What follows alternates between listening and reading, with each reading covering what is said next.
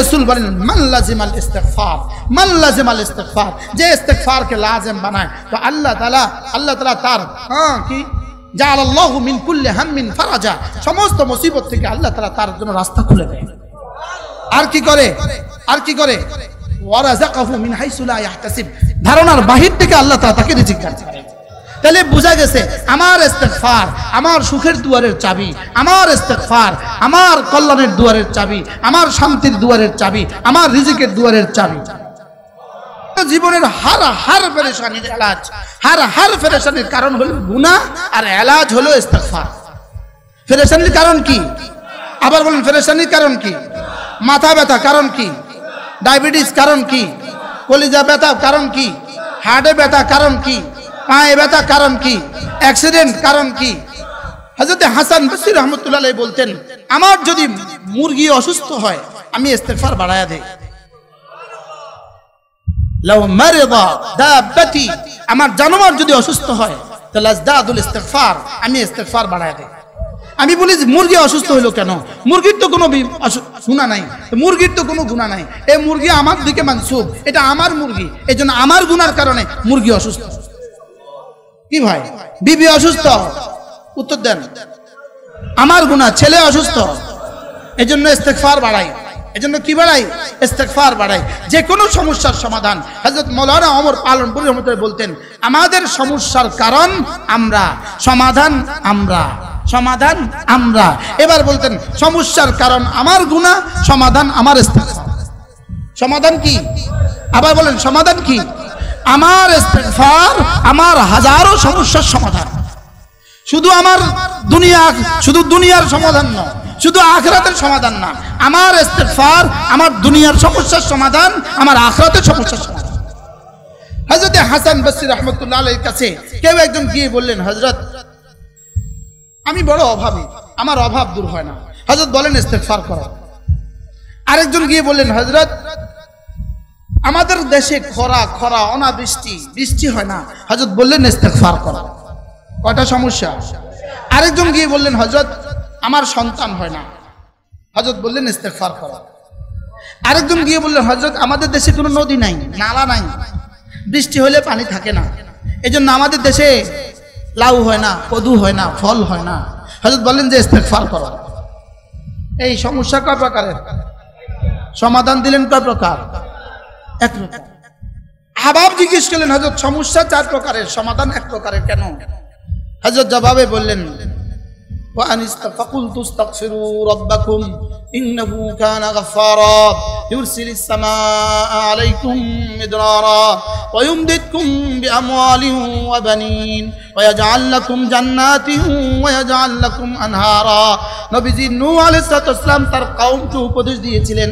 এটা মূলত আমাদের রাসূলের ওয়াজ না, এটা হযরত নূহ আলাইহিস সালামের ওয়াজ। লেকিন আল্লাহ তাআলার কাছে এই ওয়াজটা এত পছন্দ হয়েছে, আল্লাহ তাআলা এটাকে ওহী মাতলু বানায়া রাসূলের উপরে উম্মতের জন্য পাঠিয়ে দিয়েছে। ফাকুলতু ইস্তাগফিরু রাব্বাকুম ইন্নাহু কানা গাফফারা। হযরত নূহ বলেন, আমি বলেছি আমার কওমকে, ফাকুলতু ইস্তাগফিরু রাব্বাকুম ইন্নাহু কানা গাফফারা, তোমরা না ইস্তিগফার করো, ইন্নাহু কানা গাফফারা, শুনো নিশ্চয়ই তোমাদের জাত হলো গফফার, ইন্নাহু কানা গাফফারা, আমি হলাম গুনাহগার, আমার রব হলেন গফফার। আমি কি? আমার রব কি? মজার বিষয় হলো রবের 3টা নাম আছে, অগণিত নাম তো আছে, একই মাদ্দা থেকে 3টা নাম আছে, গাফের, গাফুর, গাফফার। বলেন গাফের, গাফুর, গাফফার। আবার বলেন। আর আমরা মানুষ হিসাবে যত মুমিনিন আছে, মানুষ হিসাবে 3 প্রকার, জালেম, জলুম, জল্লাম। বলেন কাফের বাদ, মুশরিক বাদ, বাকিরা মুমিনিন কয় প্রকার? 3 প্রকার। কি? জালেম, জলুম, জল্লাম। জালেম মানে সাধারণ গুনাহগার, জলুম মানে আরো বেশি গুনাহগার, জল্লাম মানে চূড়ান্ত গুনাহগার। তো আল্লাহ তাআলা বলে, তুমি যদি জালেম হও অসুবিধা নাই, আমি গাফের। সুবহানাল্লাহ। বলে তুমি যদি জলুম হও আমি গাফুর, আর তুমি যদি জল্লাম হও, চূড়ান্ত গুনাহগারও কেউ হয়, আল্লাহ তাআলা বলেন আমি গাফফার। জল্লাম, গাফফার। বলেন জলুম, গাফুর, আর জালেম, গাফের। বাহরাল কথা দূরে চলে যাবে। কথা তো দূরে চলে। হযরত হাসান বসরি জবাবে কি বললেন? ইন্নাহু কানা গফফারা, নিশ্চয়ই আল্লাহ তাআলা গফফার। তুমি ইয়া ইবনা আদম লাউ আতাইতা, যদি তুমি আমার কাছে ছুটে আসো, বিকরাবিম মিনাল মাযুনুব, যদি আসমান থেকে জমিন ভরেও যায় তোমার গুনাহ, সুম্মা ইস্তাগফারতালি, ছুটে এসে যদি বলো রব্বা মাফ করে দাও, লা গাফারতু, আমি তোকে অবশ্যই মাফ করব।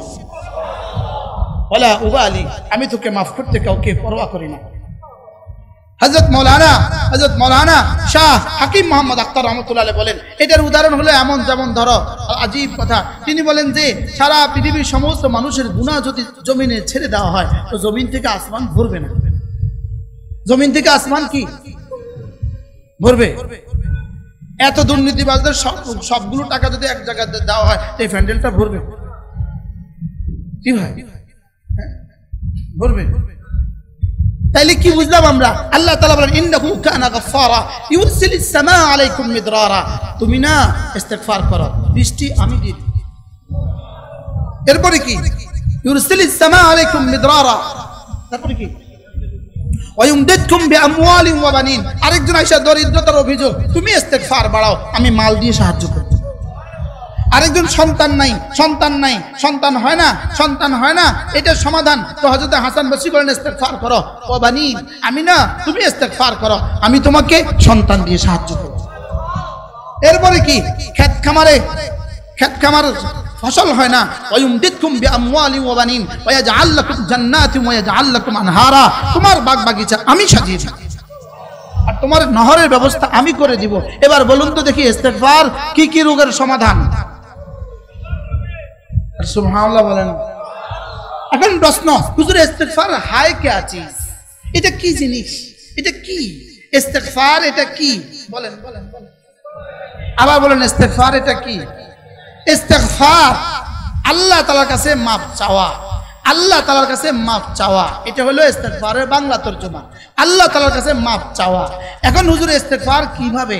তো শিরিক থেকে মুক্তির ইস্তিগফার, শিরিক থেকে মুক্তির ইস্তিগফার, কুফরি থেকে মুক্তির ইস্তিগফার। লা ইলাহা ইল্লাল্লাহ, লা ইলাহা ইল্লাল্লাহ, লা ইলাহা ইল্লাল্লাহ, এটা হলো ইস্তিগফারের সবচেয়ে দামি কালিমা। সুবহানাল্লাহ বলেন। এটা কি ইস্তিগফারের সবচেয়ে বড় কি? আপনি বলবেন হুজুর এটা বুঝি ইস্তিগফারের কালিমা, আস্তাগফিরুল্লাহ না ইস্তিগফারের কালিমা, লা ইলাহা ইল্লাল্লাহ বুঝি ইস্তিগফারের কালিমা। শেখুল হাদিস জাকারিয়া রাহমাতুল্লাহ লিখছেন, যদি লা ইলাহা ইল্লাল্লাহ পড়ার পরে 70 বছরের ইহুদিকে যদি রব মাফ করে দেয়, 70 বছরের নাসারাকে যদি রব মাফ করে দেয়, 70 বছরের হিন্দুকে যদি রব মাফ করে দেয়, তো লা ইলাহা ইল্লাল্লাহ পড়লে 70 বছরের মুমিনকে রব কেন মাফ করবে না? কি হয়? তাহলে কি বোঝা গেল বলেন? ভুলে গেছি। ইস্তিগফারের কি? ইস্তিগফারের কালিমা, ইস্তিগফারের সবচেয়ে বড় কালিমা।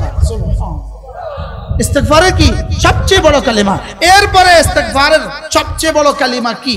এরপরে ইস্তিগফারের সবচেয়ে বড় পদ্ধতি কি? এরপরে ইস্তিগফারের সবচেয়ে বড় পদ্ধতি হলো জামাতের সাথে নামাজ। সুবহানাল্লাহ বলেন। ইস্তিগফারের সবচেয়ে বড় পদ্ধতি কি? দ্বিতীয় সবচেয়ে বড় পদ্ধতি কি? জামাতের সাথে নামাজ। বলেন, আবার বলেন। এই জন্যই তো ফজর আর জোহর পড়লো, ফজর পড়লো আর জোহর পড়লো, মধ্যবর্তী সব গুনাহ মাফ। জোহর আর আসর পড়লো, মধ্যবর্তী সব গুনাহ মাফ। আসর আর মাগরিব পড়লো, মধ্যবর্তী সব গুনাহ মাফ। মাগরিব আর এশা পড়লো, মধ্যবর্তী সব গুনাহ মাফ। মাগরিব, এশা আর ফজর পড়লো, মধ্যবর্তী সব গুনাহ মাফ। তাহলে কি বুঝলেন? ইস্তিগফারের তৃতীয় বৃহত্তম আমল কি? আবার বলেন। জামাতের সাথে কি? জামাতের সাথে নামাজ। আজকে থেকে পড়বো তো ইনশাআল্লাহ? বলেন ইনশাআল্লাহ। ইস্তিগফারের দ্বিতীয় বৃহত্তম সূরত কি? এজন্য নামাজ, জামাতের সাথে নামাজ ইস্তিগফারের সবচেয়ে বড় আমলি নমুনা। আমলি কি? আমলি নমুনা। একজন মানুষ আস্তাগফিরুল্লাহ আস্তাগফিরুল্লাহ 100 বার পড়ার তার সুযোগ হয় না। 100 বার পড়ার তার কি হয় না? ইনি এত বেশি ব্যস্ত, ইনি হেফজখানায় পড়ান, 24 ঘন্টা ডিউটি, ইনি আস্তাগফিরুল্লাহ শব্দ দিয়ে 100 বার করতে পারে না। একজন মানুষ মেম্বার সাহেব, চেয়ারম্যান সাহেব, ওসি সাহেব, ডিসি সাহেব, ইনি আস্তাগফিরুল্লাহ এই শব্দ 100 বার পড়তে পারে না, সময় হয় না তার, পড়তে পারেন না, লেকিন ইনি জামাতের সাথে নামাজ পড়েন, ইনি পৃথিবীতে সবচেয়ে বড় ইস্তেগফার করনেওয়ালা। আমি কি বুঝাতে পারছি আপনাকে? বলেন ইস্তেগফার কি, জামাতের সাথে নামাজ কি? মনে থাকবে? মেয়েদের জন্য আউয়াল ওয়াক্তে নামাজ, মেয়েদের জন্য কি আউয়াল ওয়াক্তে নামাজ, পুরুষের জন্য কি জামাতের সাথে নামাজ, এরপরে জুমা টু জুমা, জুমা এরপরে ইস্তেগফার। সুবহানাল্লাহ। 5 ওয়াক্ত নামাজের পরেও যদি কিছু গুনাহ থেকে যায়, কিছু সাগায়ের থেকে যায়, এরপরে আল্লাহ তাআলা এটাকে জুমা টু জুমা মাফ করে দেন। কি ভাই? এরপরে যদি আরো কিছু গুনাহ রয়ে গেছে, কোনো না কোনো ভাবে কিছু গুনাহ রয়ে গেছে, বাস রমজান টু রমাদান বাকি গুনাহ মাফ। তাহলে বোঝা গেছে ইস্তেগফারের তৃতীয় পদ্ধতি কি? রমজানের রোজা। সুবহানাল্লাহ বলেন। ইস্তেগফারের তৃতীয় পদ্ধতি কি? রমজান মাসের কি? রমজান মাসের রোজা। রমজান মাসের রোজা কি? এটা ইস্তেগফার। এরপরে যদি জীবনে কিছু গুনাহ হয়ে গেছে, জীবনে কিছু গুনাহ রয়ে গেছে, বাস কোনোভাবে যদি আরাফার ময়দানে চলে যেতে পারো, আরাফার বিকেল বেলা সব মাফ। ইন্নাল হাজ্জা ইয়াহদিমু মা কানা ক্বাবলা, হজ তোমার জীবনের পেছনের সমস্ত গুনাহকে মুছে দেয়।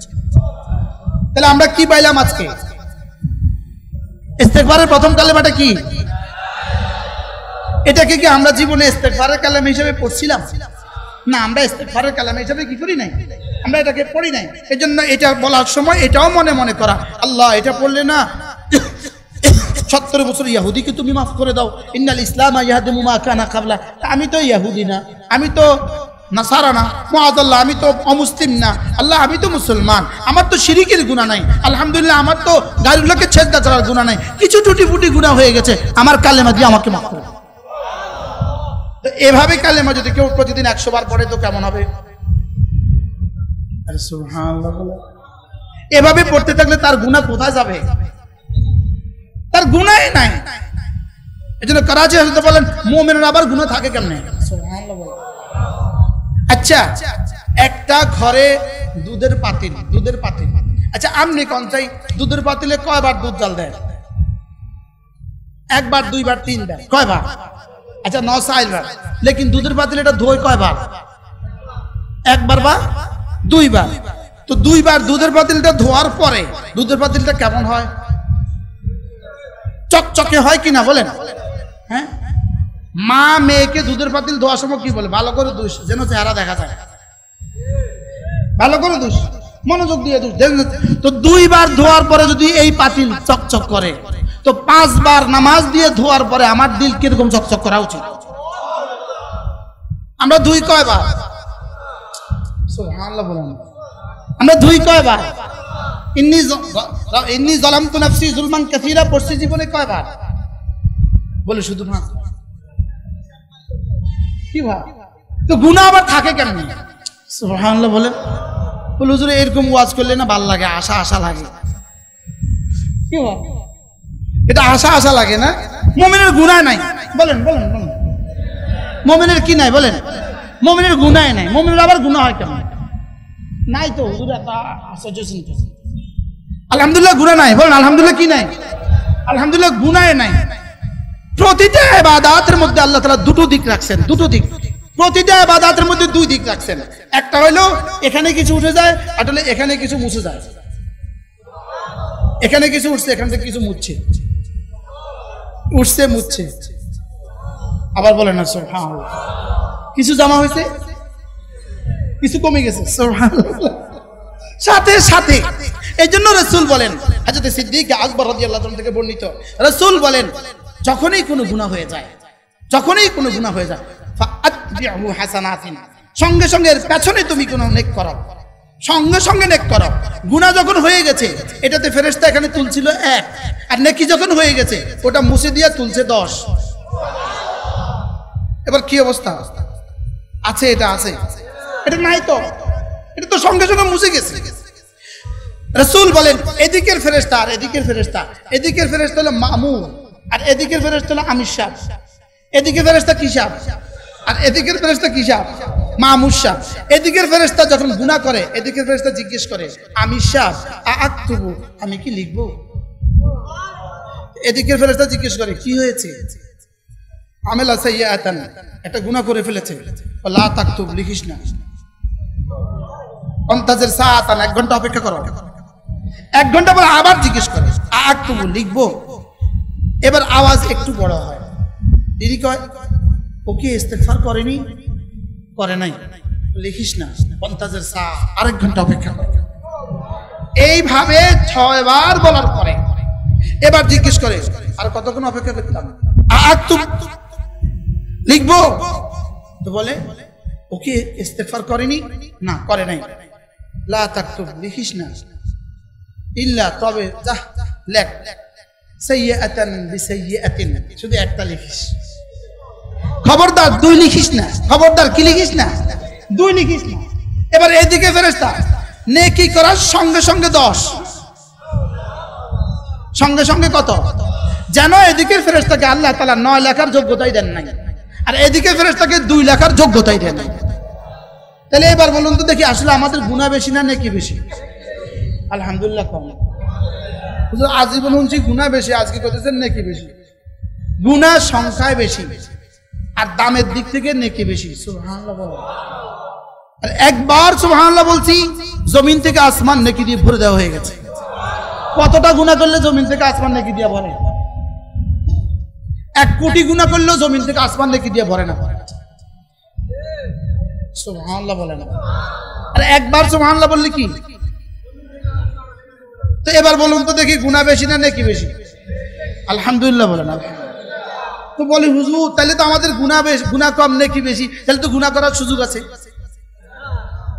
গুনাহ করার কি সুযোগ আছে? তো করাচি হযরত আল্লাহ রাহমাতুল্লাহ আলাইহি বলেন, কারোর বন্ধু যদি বার্ন ইউনিটের প্রধান হয়, উনি মলম লাগায় দিলেই পোড়া ভালো হয়ে যায়। এটা যদি কারোর বন্ধুর এই যোগ্যতা থাকে, সে কি বন্ধুর এই যোগ্যতার উপরে ভরসা করে আঙ্গুলটাকে কি মোমবাতিতে দেয়? বুঝেন না? আঙ্গুলে কি আগুন লাগা যে আমার বন্ধু তো ওষুধ লাগালে ভালো হয়ে যাবে, একটু লাগায় দেখি তাইলে। তো বন্ধু মাফ করে দিবে, বন্ধু অল্প লিখবে, মাফ করে দিবে, এই জন্য কি আপনি গুনাহ করে দেখবেন? গুনাহ করা মানে তো আঙ্গুল ভাঙ্গা দেখা, গুনাহ করা মানে তো আঙ্গুলে আগুন লাগায় দেওয়া। আঙ্গুলে কি লাগায় দেওয়া বলেন? হযরত আব্দুল্লাহ ইবনে আব্বাস রাদিয়াল্লাহু তাআলা বলেন, কোন মানুষ যখন এক নেকি করে, যেমন ধরেন নেকি করে, তো নেকি করা মানে তিনি বলেন নেকি করা মানে কি জানো? নেকি করা মানে যেমন ধরো জান্নাতে একটা গাছ লাগায় দেওয়া। নেকি করা মানে কি জানেন? ধরো জান্নাতে একটা ঘর বানায় ফেলা, এটা হলো নেকি করার অর্থ। এবার গুনাহ করার অর্থ হলো নিজের হাতে নিজে ওই ঘরটা আবার ভেঙে ফেলা। কি বলছে বলেন? নেকি করার অর্থ কি? আরে গুনাহ করার অর্থ কি? তো কোন পাগলে ঘর বানায় আর ভাঙে? কোন পাগলে ঘর বানায় আর ভাঙে? কোন পাগলে গাছ লাগায় আর কাটে? কি ভাই, গাছ লাগাইছে আবার কাটছে, তা আমি কেন আমার ইবাদতগুলোকে নষ্ট করে ফেলবো? কথা তো আমার দূর চলে যাচ্ছে। আল্লাহ তাআলা আমাদেরকে ইস্তেগফারের হক আদায়ের তৌফিক দান করেন। এই জন্যই রাসূল বলেন মান লাজিমাল ইস্তিগফার, মান লাজিমাল ইস্তিগফার, যে ইস্তিগফারকে লাজিম বানায় তো আল্লাহ তাআলা তার কি জাআলাল্লাহু মিন কুল্লি হাম্মিন ফারাজা, সমস্ত মুসিবত থেকে আল্লাহ তাআলা তার জন্য রাস্তা খুলে দেয়। আর কি করে? আর কি করে? ওয়ারাযাকাহু মিন হাইসু লা ইয়াহতাসিব, ধারণার বাহির থেকে আল্লাহ তাআলা তাকে রিজিক দান করেন। তাহলে বোঝা গেছে আমার ইস্তেগফার আমার সুখের দুয়ারের চাবি, আমার ইস্তেগফার আমার কল্যাণের দুয়ারের চাবি, আমার শান্তির দুয়ারের চাবি, আমার রিজিকের দুয়ারের চাবি। মনে থাকবে তো ইনশাআল্লাহ।